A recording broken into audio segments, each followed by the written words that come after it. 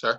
Hello, everyone. This is Hunter Doyle. I'm here with Kendall Simmons today, infielder for the Phillies, one of the top 30 prospects and a sixth-round pick in the 2018 draft. Thank you so much for being with us today, man. Really appreciate you and your time. I know you're a busy guy. So, just thank you so much for doing this with us. And just tell us how you're doing, man, and how quarantine's been going for you. Thank you for having me on. Quarantine's been interesting. It's been good, though, just continue to work out, continue to train with the guys I've been training with, and, just find every positive out of it. I mean, just get better every day. That's all you can do. Yeah, definitely, man. Good to hear you're still grinding and getting that working. So tell us, for all those who don't know you yet, I'm sure they will know you soon, hopefully, with the Phillies. Got a lot of Philly fans on here. So tell us a little bit about yourself and how you got into baseball as a kid and just about your passion for baseball at a young age. So I grew up in Macon, Georgia, a small city, like an hour and a half south of Atlanta. Growing up playing baseball, I did not think I'd be a professional baseball player. I grew up with my brothers, my two older brothers, at the field all the time. But growing up, my true passion was football. I always thought I'd play football. That's just where I thought I'd be. That was my first love. My dad played basketball at Florida State. That didn't go well. We didn't get the basketball team at all. For those of you who know me know I'm kind of goofball, smile all the time. Can't stop smiling. I don't know why. But growing up, playing baseball was fun. Really didn't get serious about it until I say 8th grade, where I really learned how to work and how to grind, and the passion and the love for the game really came. And going into high school, I wasn't always the best guy on the team, so I really had to work at what I do. And high school came along, and I really started blossoming. I started to see progress in the work I put in a year, and I was like, "Whoa, I've done all this in a year." And that just seeing that little progress in such a short amount of time kind of drove me to make more out of it. Like, okay, I saw this. Like, imagine if I do this even harder, what it could turn out to be. And that's always been a good thing about me. I think I've always been self-motivated. I've always waking up and being like, okay, let's go. I either get my dad, but hey, let's go to the field. Like 6 o'clock in the morning, doesn't matter. And my older brothers really drove me.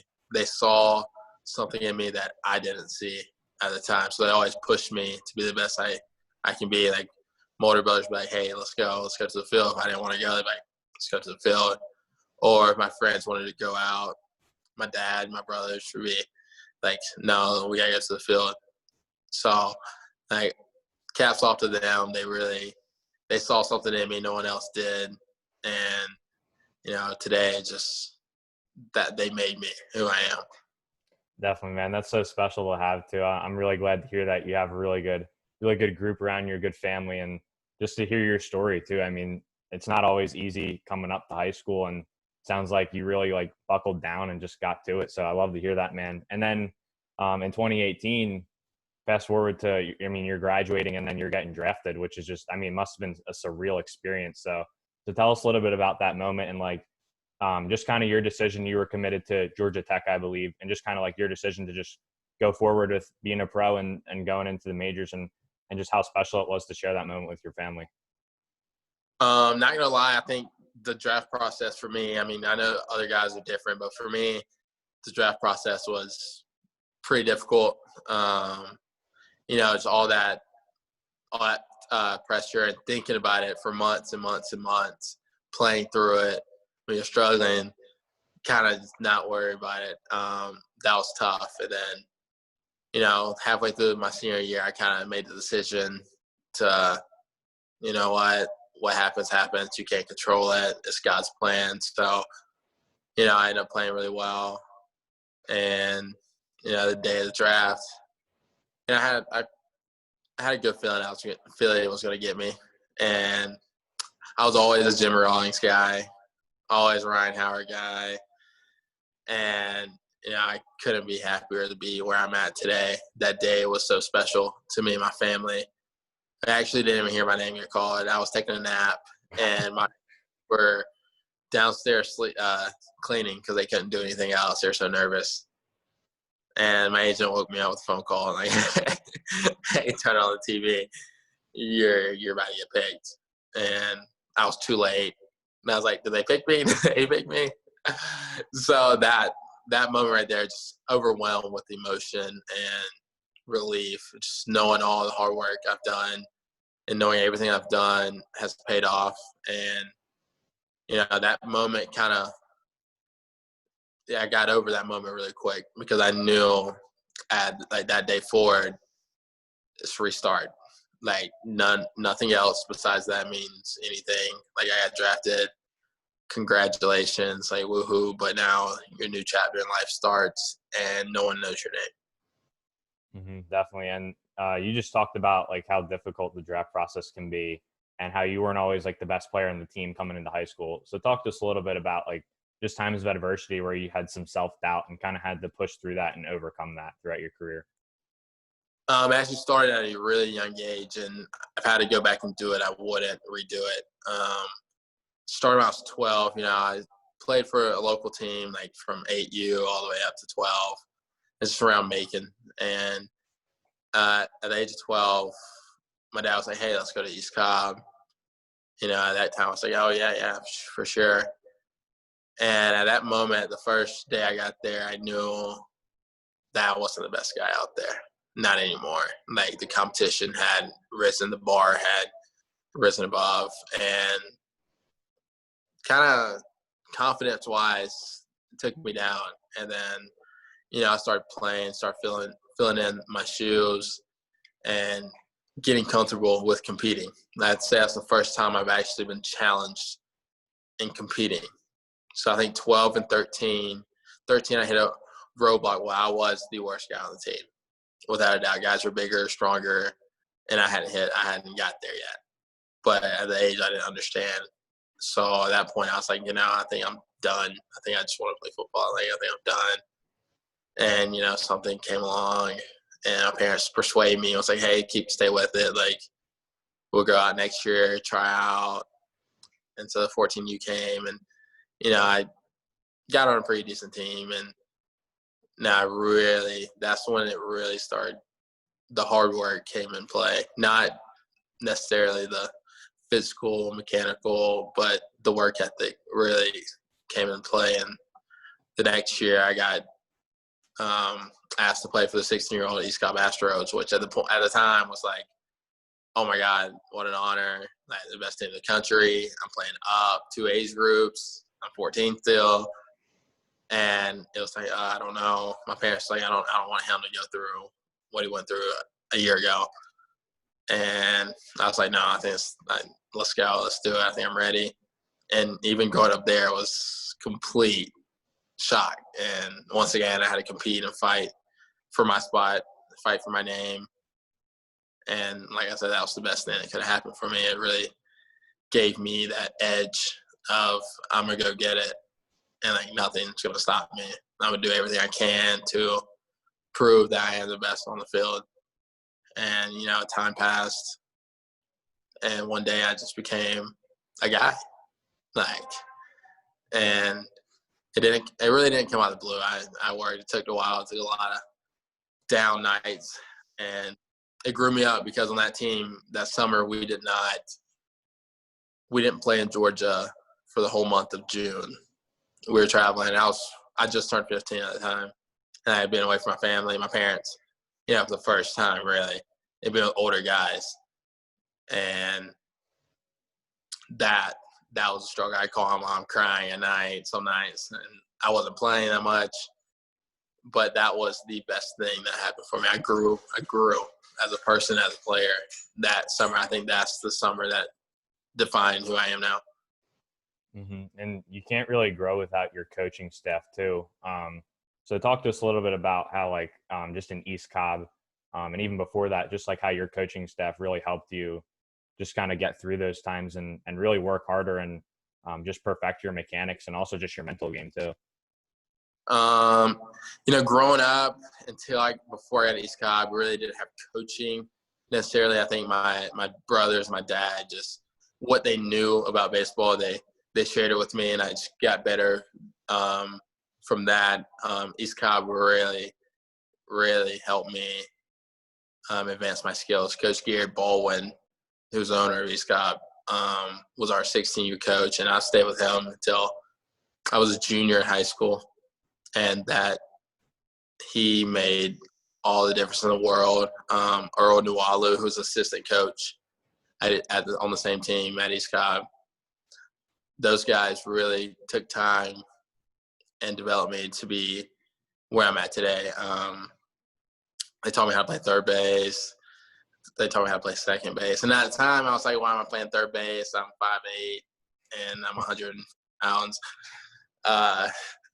But he saw something in me that other guys didn't see. He saw what I would be now back then. And, when he first did it, when he first teaching me, it was a lot of questions in my head, like, why? Like, I'm not a third baseman, but he was like, just wait, like you are. And the next summer I came back, played with him, and I grew like 5 inches. Like, I gained like 30 pounds. And he was like, see what I tell you. And but the way they went about me and helping me understand the game, he'd sit me out when I was young and say, hey, sit by Coach Nualu and learn. And at the time I was like, okay, like whatever, yeah.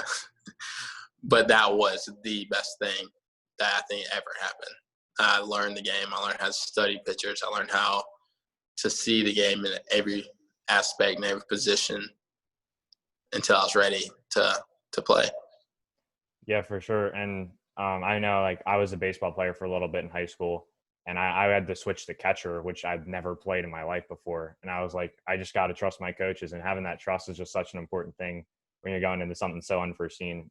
Maybe third base is a little not as tough as switching to catcher, but like still, like, you got to still adjust and like be able to be versatile. And it's really good to hear like how much trust you just put in your coaches and how they just kind of saw that for you. And now, so kind of moving on to now your professional career a little bit. We know like minor league baseball isn't like the easiest job. I mean, it takes a lot of dedication and determination to move up through the ladder of the minor league. So just talk to us about like some of the challenging aspects of the minor league life so far that you've kind of endured. I'd say that, the biggest challenge for me is like keeping your mindset right, keeping your mind sharp, trying to get caught up in everything that goes on. People talk about politics. Don't even – it doesn't matter. You go out, you do your best, you play your game every day. And to me, it's a grind, but at the same time, it's what you signed up for. Going into professional baseball, every scout says, hey, are you ready? Are you sure? Are you sure? And, it's like I say, like, it's what you signed up for. So put your big boy pants on and, get it done. And then, like, I'm a worker. So the coach Lee has to kick me out of the cage at the end of the day. So for me, I think it's just a blessing. Like, be grateful you have the opportunity, because a lot of guys don't have that opportunity to play professional baseball or play a professional sport. So I'm grateful, and I just take it in. It gets hard, but it's not too hard. Nothing with a great prize comes easy. So I just always remember that. Yeah, it sounds like you got a good mindset going into it too, just for working hard each day and just keeping the mental game on point. So now moving on to your play style a little bit. Tell us a little bit about how you play in the field and at the plate. I mean, I know we've seen you hit some moon shots, but are you more of like middle of a mix of a contact and power hitter, or one or the other? Or like in the field, are you kind of a big arm or a vacuum, or just like a little bit of everything? That question is actually really hard for me right now, because I think I'm at the stage where I'm kind of in between. Like, I always knew I had power in there, but it really showed last year. And I think this off season really, I got stronger and stronger. And I kind of knew, now I know what my body's capable of. But I'm not sure what type of hitter I would consider myself. I think I have a long way to go before I figure that out. And at first I was trying to be a good hitter, be a good player. And in the field, last year, like I said, was my first full year, and I moved around different positions in the infield, third, second, and short. So, I think I'm just me. I don't know what exact title I would give myself right now. You can ask me that question in a year from now. Maybe I have the answer, but right now, I think I'm just me. Definitely, yeah, a long way to go, and it's going to be fun to watch you develop your skills throughout the years. And so you're just kind of talking about how you played a little bit around the infield. So do you kind of prefer playing shortstop and see yourself playing there in the future, or do you think you kind of like take pride in your versatility and just being able to do what the coaches ask of you? I take pride in my versatility. I wherever the coach puts me, I'm gonna do my best. I'm gonna work my butt off on getting it done and being good at it. Last season, at first, I did not like second base, but by the end of the season, I was like, I like second. So, shortstop, I've always bounced around. So I've always played short, second, third, and coaches growing up really made sure that we could play multiple positions and be good at multiple positions. So I'm really grateful for that, and I'm really getting comfortable with everything. It's good to hear, man. And so baseball is such a mental game too. I mean, we already talked about that a little bit, but just talk to us a little bit about like each day, even just like at practice and during games, of course, just like your mental preparation and your mindset going into work each day. For the guys who know me in the locker room, all the coaches who know me, I'm very superstitious. I do the same routine each and every day to get my mind right for the game. So I'm really big on keeping my routine, and not changing it. So my preparation for the game starts the moment I walk in the locker room, to what I wear, to what I eat, what time I eat. So everything's pretty much on a system with me. Yeah, for sure. And even though definitely like being superstitious, but like at the same time, you're kind of getting your body into a rhythm before each game too. And your body's getting used to just performing at a high level every day. So, I mean, even though it's superstitious, it's still like getting your body used to it. And then this might be a little bit of a tough question, but do you have any, like, I know you talked about Ryan Howard and some of the other Phillies you really admire. Do you have any players you kind of like model your game after or just really admire? Can be historic or current MLB players. I say, like, growing up, I never really liked to, model my game after a certain MLB player, because I thought that everybody's unique. Everyone's different in their own way. So no matter how hard I tried to be like him, I couldn't, because my body's wired differently. And I've been that way since high school. But when I was younger, I looked up to, and one of my brothers, really good friends, his name's Tyler Gibson. He got drafted with the Tigers. He's from Macon. He was like my older brother. And at a young age, I really looked up to him because I was closer in age, and it was more realistic for me at the time to say, hey, I want to be like him. And he was around every day. So I watched his every move. I try to wear what he wears, eat what he eats. So I say that's the guy who I like to admire my game after. And I think I passed him because he's done.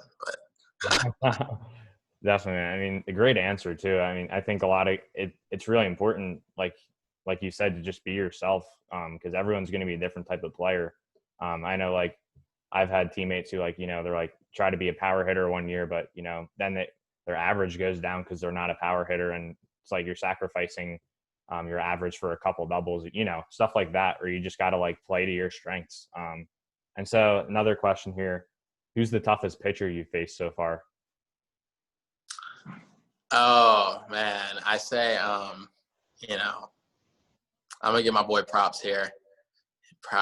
He's about to smile at me and laugh. But I say Ethan Hankins. He's my buddy, and he got on the mound. He smiled at me. And he's good. He's good. I didn't think he would be that good. And so I say Ethan Hankins. I hate to say it, but that's what. I gotta respect it, man. And so going back to your professional career a little bit, you're coming out of high school and you get drafted, and then next thing you know, you're down playing the Gulf Coast Yankees, I believe, in your debut, getting a double and a sac fly. Great debut, by the way. But just tell us, like, what was it like to just put on that red Phillies jersey for the first time, and just, like, you know, you still got a lot of work to do, but, like, you've kind of made it to, like, one of your next big goals in your career. So just tell us what that was like. It really did not sink in until we played the Braves. That's when it really sunk in, and I was like, I'm actually playing the Braves right now. Like, I grew up a Braves fan because, you know, I'm in Georgia. And at that point right there, I was like, oh my God, I have a Philly jersey on and I'm playing against the Braves. I was in the field. It was like the third inning, and it really just hit me. And I was like, wow. Definitely, man. I mean, just watching, like, all these guys play through your childhood, and you're like, those guys wore that jersey over there. I mean, that must have been absolutely nuts. And then just another question, like, on the minor leagues, and I mean, even with high school, you have guys coming in and out of the programs, like, fluctuating. So just kind of talk to us about, like, the importance of having locker room chemistry with everyone. And because, you know, like, especially in high school, teams change every year, and then you get to the minor leagues, and it's like guys are getting shipped in and out, like, left and right. I mean, it's crazy, but, you know, I mean, luckily none of my guys have gotten, you know, shipped out. But, you know, it's truly a blessing to meet the people you meet. You know, I had a really good group last year, and I think that really reflected on how I played. You know, those guys hold it's bigger than just you just playing. Like, nothing happens alone. Like, you don't have success alone, and you don't fail alone. So you had a good group of guys with you. You'll fail together and you'll succeed together. And, you know, that's how it kind of went last year. You know, one guy succeeded, we all succeeded. One guy failed, and it was kind of like we're all kind of slumping right now. But, you know, just having your best friends on your team, I think that's huge, because when you're down, they're going to pick you up. They're looking for your best interest, and you're looking for their best interest. You help each other out, like, on the field and off the field. So I think that's huge. Yeah, great answer, man. Love to hear that. And so I know every player has one of these. I know I do. And you got to hear, like, what's your favorite play or memory from your career? It could be, like, senior day in high school, or, like, just, like, an absolute moonshot you hit, or, you know, like a diving play or something. So what is it? The first, I have a lot, but the first thing is one of my longtime friends, Logan Fink. We played together since we were 8 years old, and we got the same high school. And we were in a playoff game, and we won the series or whatever. And he goes, we were shaking hands, and we were next to each other in line, and he says, "Oh man, another 0 for 3." And I go, really? I just went 3 for 3. And so he hits me after we got done shaking hands. He hits me, and I go jump on his back, and we're both smiling. And it actually made, like, someone took a picture, and it made the newspaper headline, and, like, online it was a headline, and no one knew what we were fighting in the picture. And it was like Logan and Logan celebrating victory, and we were just dying laughing, like, we were just making fun of each other, and it was awesome. I still have the thought on my phone the other day, and I just died laughing. Oh man, that's like memory I have. That's great to hear, man. Good stuff. And so you kind of talked about how, like, you know, you're kind of being molded into, like, your own unique player right now. So it's kind of hard to tell what type of player you are, but what would you say right now is, like, your biggest strength as a player? I say right now my bat is my strength. Just the ability to do kind of what I want at the plate. And, you know, I've worked really hard, you know, this off season and this Corona time, you know, and, you know, I really see the progress. I feel the best I ever have right now. And I think I've cut out a lot of holes in my swing, and just really understanding of what I'm trying to do with the baseball and how to do it. And, you know, a lot of props goes to my hitting coach, Jay Hood, and the guys who I'm around. You know, I'm around, like, Drew Waters, Will Benson, Carter Keyboom, those guys. You know, we've known each other for a while, and they can see my progress, and they can see the things that I've become, and I take things from them, and we can have a similar discussion about everyone has the same swing, in my opinion. Everyone has the same problems within their career, whether it's early in their career or late in their career. Some guys are better at some things, and what they're not good at, I might be good at it. So I might be able to help them, even though they're way above me. I might be able to help them because I'm good at that specific thing, and vice versa. So we help each other out, and it's real. Even in this Corona time, BP, we try to make it as competitive as possible. So it's no longer just like normal BP. We make it game-like, and each day you see progress. But okay, I struggled like on this game. I struggled this today. So tomorrow you come in, you work on it, and you see your progress. You see the change and the adjustments day after day. And then you look at video, and you're like, oh, okay, that looks day and night from the offseason. It's like, oh, okay, you're making progress. Yeah, definitely. And so you kind of just touched on it a little bit, but tell us about like what's the biggest part of your game you're really trying to work on, like especially right now with Corona, and just kind of like carry with you into the season whenever that may be, whenever it resumes. I had a chance to get a couple bit league at bats while I was in spring training, and I think I'm working on pitches that are tough to hit for anybody. Doing something with those pitches, not just because I felt myself, I saw it good, but not knowing exactly how to hit it good. Like I saw it, but I really didn't. It's my first time seeing stuff move like that, and I really didn't know how to hit it, but I saw it. And that's the most important part. You saw it. It's not like you're up there full. And I got home, and that's the first thing we went to. Okay, let's figure out how to hit this pitch and do something with it, do damage with it. And, just eliminating holes. At the toughest pitches, learn how to get it. So the easy ones are easy. For sure. And we just kind of talked about this a little bit, but what's something from that you learned in Williamsport last year during your time there that you really want to carry with you into Lakewood whenever the season resumes? I say there's two things. I say stay with the process and compete. Our minor league director, Josh Bonifay,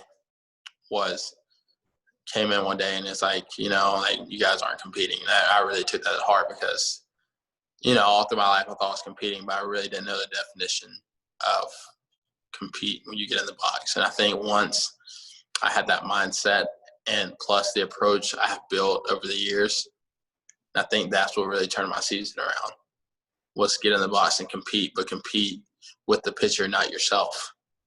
Compete with the game of baseball, not yourself. So I think that really played a role in my success last year. The focus point from the second you get in the locker room to the last out of the ninth inning, like the focus point. I thought I was focused throughout my whole life, but until someone called me out on it and sat me down, it's like, you don't look focused. You think you are, but you're not. You could be more focused. And then I started focusing on being focused. And that's when I was like, oh my God, I wasn't focused. I was never locked in. Yeah, for sure. And it's good to hear, like, sometimes guys need that wake up call, even when they're putting in that hard work. It's just like, you got to concentrate sometimes. I know a couple years ago, some of the major league players were playing Fortnite in the clubhouse during the game. So, we could use some of you guys down there in Williamsport soon who have gotten that wake up call already. No offense to any of the Phillies from a couple years ago, but so just kind of going, this is a little bit of a biased question because I'm a Phillies fan, but how much of an honor is it to just play for the Phillies organization and have the opportunity someday to maybe play in Citizens Bank Park in front of the best fans in the world? I think it's an incredible honor. I went on a field trip to Philly when I was in 6th grade to school, and that's the first big city I've been to outside of Atlanta. And in my head I was like, man, I got to watch Michael Vick play with the Eagles. I was like, this is awesome. Like that, I fell in love with Philly at that point forward. Like I fell in love with Philly. And so it's crazy how I ended up getting drafted by Philly. And, the guys, the coaches, all the minor league staff was amazing. They really take care of you. So, I wouldn't want to be in any other place. I wouldn't want to play in any other stadium. It feels like home. Yeah, definitely, man. I think you hit it right on the nail. I'm a Philly fan all around, all four sports. And, watching Michael Vick play back then was something special. I miss watching him play in an Eagles uniform. I felt like we were going to win a Super Bowl with him. Didn't happen until later. But, I mean, you saw our parade a few years ago with the Eagles. I mean, if that doesn't motivate you to go out there and play in front of the crowd that we have, like, I don't know what will motivate a player. So love to hear that you love it here. And kind of going off of that, to all the diehard Phillies fans who are watching right now, tell them what they're getting in Kendall Simmons from day one in the big leagues. Oh, man. You're getting a goofy kid. I mess around a lot. But one thing I'm gonna say is I love the fans. I will never turn down a fan or be disrespectful. I love fans. They're here for you. They're here for the team, and you contribute to their success, their happiness. The Phillies win the World Series. The whole city is happy, and that's the ultimate goal, to make the whole city happy. I want the parade down Philly. That's what I dream about at night.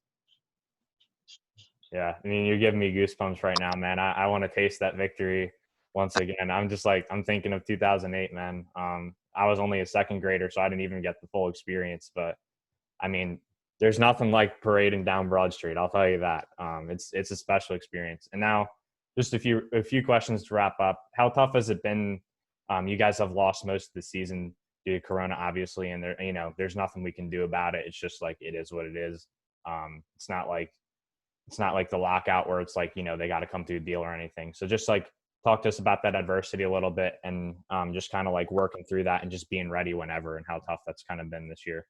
I mean, it's tough, not knowing if you're going to step on the field this year or not. Not knowing if your season's going to stop. Because, I say a week ago, I was like, man, I'm about ready for vacation. But it's the grind. It's the same thing as if you're in the season.